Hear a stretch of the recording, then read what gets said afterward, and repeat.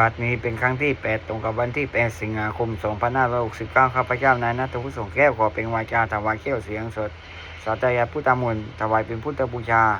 ธรรมบูชาสังฆบูชาและเป็นอาจาริยบูชาในองค์หลวงปู่ทวดเหยียบน้ำทะเลจืดและหลวงปู่ศิลาขอเทพเทวดาเจ้าทั้งหลายโปรดจงมาอนุโมทนาในการสวดตยายของข้าพเจ้านี้ขออนุภาพคุณพระรัตนตรัยครูบาอาจารย์และเทพเทวดาทั้งหลายโปรดจงบันดาลให้จิตของข้าพเจ้าเป็นสมาธิอันควรแก่การสวดสัตยายมนต์ต่อไปอะระหังสัมมาสัมพุทโธภะคะวาพุทธังภะคะวันตังอภิวาเทมิสวากขาโตภะคะวตาธัมโมธัมมังนัมมสสามิสุปฏิปันโนภะคะวะโตสาวกสังโฆสังฆังนะมามิบทสวดชุมนุมเทวดาสัมมันตาจักรวาลีส่วนตาลักขันสตุเทวตาสัตตมังมุนีตัสสะสุนันตุสักกามกตังสักขีกามิจารุเปคิริเสกลาตาเตยตติขิวิมานิติเปรเทจักขามิตาลุวนาคานิเควัตุเจเตปุมาเจยันตุเทวสารตาลวิสมีอาคันธปานาคาติสันตสันติเกยังมุนีวัลวัจนังสัตวเมสุนันตุธรรมสวนาคาลุยัมพัตันตาธรรมสวนาคาลุยัมพัตันตาธรรมสวนาคาลุยัมพัตันตาบทสวดนมัสการสิริกาถานะโมตัสสะภะคะวะโตอะระหะโตสัมมาสัมพุทธัสสะนะโมตัสสะภะคะวะโตอะระหะโตสัมมาสัมพุทธัสสะนะโมตัสสะภะคะวะโตอะระหะโตสัมมาสัมพุทธัสสะ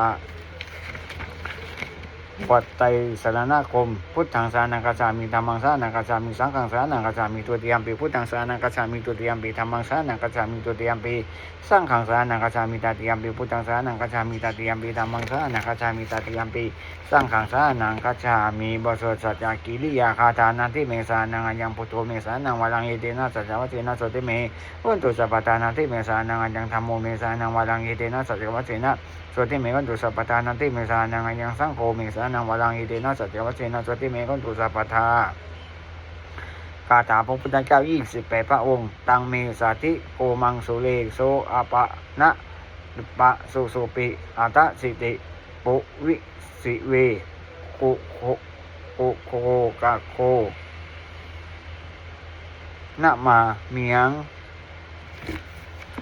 บทสวดนมัสการบทสวดมหาสัมมยสูตรเอวังมีสุตังเอกังสัมมยังภควาสักขิสุเวอติกาปิลาวัตุสมิงมาวันนิมาตาปิโกสังขินัสสันติปัญจมาติปิโกสติสัพเพวะรันติชะทัสสะอิกาลุกตาตุหิติวตายิเวนะสันนิปติตาวุติภควตังทัสสนายะพิกุสังฆังจาตะโกจตุนันสุตาวาสักขิกานังเทวานังอิตาตาอุสิยังโคภควาสักขิสุเวอติกาปิลาวัตุสมิงมาวันนิมาตาปิโกสังขินัสสันติปัญจมาติปิโกสติสัพเพวะรันติทัสสะอิกาลุกตาตุหิติวตายิเวนะสันนิปติตาวุติภควตังทัสสนายะปิกุสังฆังจายานุนามายังปิเยนะภควติรุมสังฆมัยยะมะอุปสังฆมิตาวา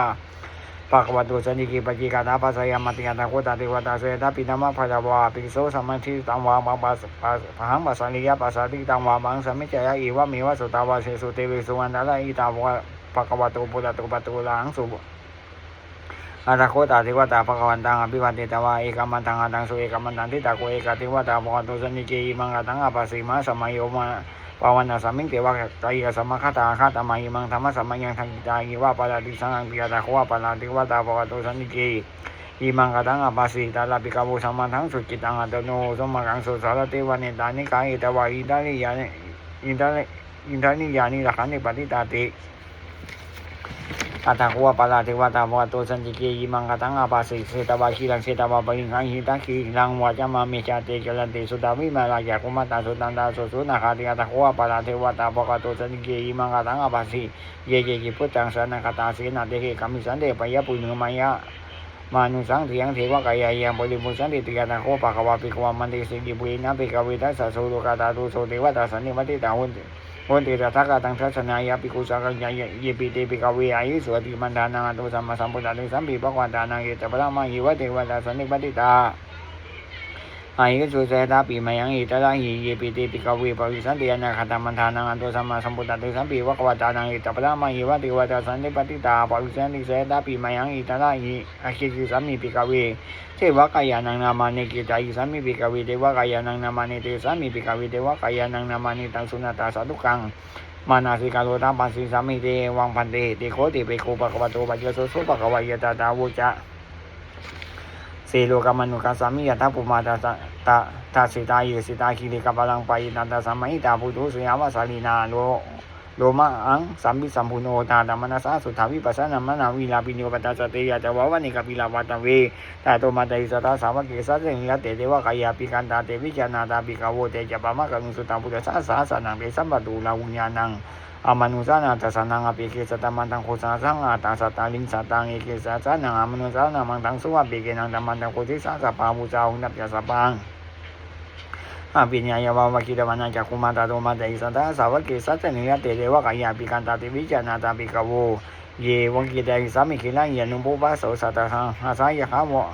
วายะขปุมากบิลาวัตายาอิติมันโตสติมันโตวันนาวันโตยะสันนิโนมุตตะมนาปิกามุปิโนสามิติวันังสาสาสายมาวัตายะขันนันตะวันนิโนอิติมันโตสติมันโตวันนาวันโตยะสันนิโนมุตตะมนาปิกามุปิโนสามิติวันังสาตากิลาตุสาสา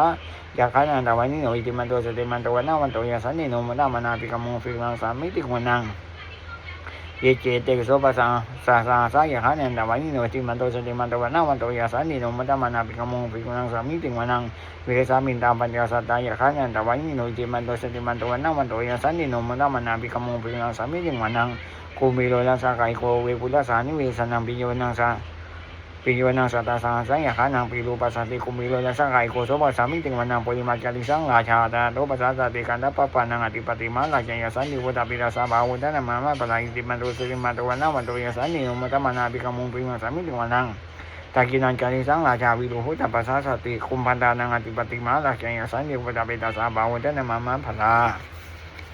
อิติมันโตสติมันโตวันนาวันโตยะสันนิโนมุตตะมนาปิกามุปิโนสามิติวันังปัจฉิมาจาริสังราชาวิโรปะโกปัสสะสตินาคานังอธิปติมาราชยสันนิวุตตะปิราสาบาวุตตะนะมามะปะลาอิติมันโตสติมันโตวันนาวันโตยะสันนิโนมุตตะมนาปิกามุปิโนสามิติวันังอุตตังจาริสังราชาวิโรตปัสสะสติยะคานังอธิปติมหาราชยสันนิวุตตะปิราสาบาวุตตะนะมามะปะลาอิติมันโตสติมันโตวันนาวันโตยะสันนิโนมุตตะมนาปิกามุปิโนสามิติวันังปุริมาติสังตาโตตะหิเมนะวิโรโกปัจฉิเมนะวิโรปะโก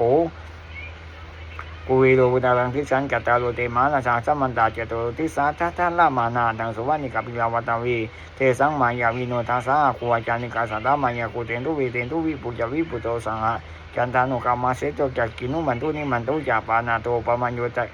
โยจัตติวสุโตยามาตาลิกินตาเสโนจักขันตบุนาโอนาสาสานุสัพพา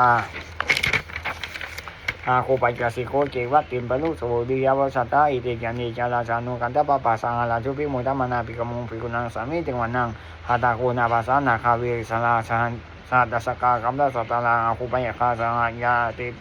าติปิยามุนาจาตากาคุณาขายสันนิโนเอราวันุมานาโคโสปัสสามิติวันังยีนาคันลาสิสาสาหันติติปะติจัมปะกิวิสุตตะจักขุ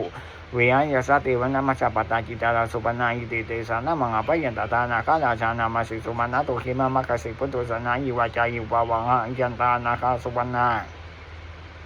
สลานามังกังสุพุตังสิตาวาสินาอาเตนะสมุตังอสุราสิตาปตาโลวาสาวาเสติอิติมันโตยสันนิโนกาลกัญชามาวิสามาสุนานาทานาวิคาสาวิปัจจิติโสจิติแกปาลาตุนะมุติสังสันตัญญาปุริปุตานังสเปเวโลยานามะกัสนัยตวาปานิเสนังลาอุปัตตโมปะกามุสามะโยตานิพันธันติภิกขุนังสามิติกุวนังอาโปยาติวาปตวิยาติชูวาโยตถาคมังวาลุนาเทวาสมโมยาสสะสังเมตากาลุนาไกกาคุติวายสันนิโนตัสเสเตตัสสตากายสัพพินาวานิโนอิติมันโตสติมันโตวันนาวันโตยสันนิโนมนะมนาปิกามุภิกขุนังสามิติกุวนังเวตุ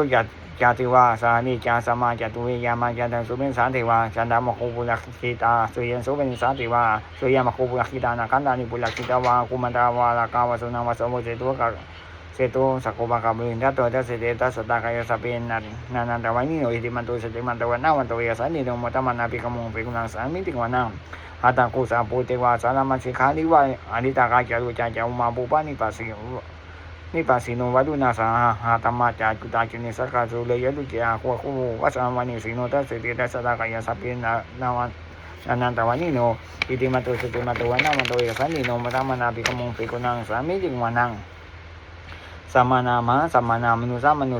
สุตตมาคิตามุสิกาควาคุมันอุปติสิกาอัตตะกวาละโยเทวายจารุยิโดยตาวาสิโนปัลลาภามหาปลาคาโคเทวายสันนิโนตัสเสเตตัสสะตากายสัพเพนันตวานิโนอิติมันโตสติมันโตวันนาวันโตยสันนิโนมตมนาปิกามุปิกุนังสามิติวันังสุกาการุมาลุนาคู เวคานาสาสังอาอุทาตะคังอาปะโมคะคุติโกวิจักขานาสัตตมัตตาละขยามิสกายยาสิโนทานายังอาคาปัจจุโยมโยติสาบิวาสติทัสเสติทัสสตากายสเปนานันตวานิโนเจมันโตสติมันโตวันนะวันโตยสันติโนมตมนาภิกมุงภิกุนังสามิติวันังกิมิยตุสนายมากันตากาจายสิโนสัมปิตากานามาสิตังสตินามาจาสวานิมานาติโนอาควตากุบาลานิมิตาทัสเตทัสตากายสเปนานันตวานิโนเจมันโตสติมันโตวันนะวันโตยสันติโนมตมนาภิกมุงภิกุนังสามิติวันังสันเตเตเทวันิกายสเปนันตวานิโนนามันวะเยนาคันสุนเยจันเยสันติสาสังอาปาอุสตมาคีนังอุคานินามานาสวังตะคิโมคาตาลังนาคังจันตังวาสิตาติตัง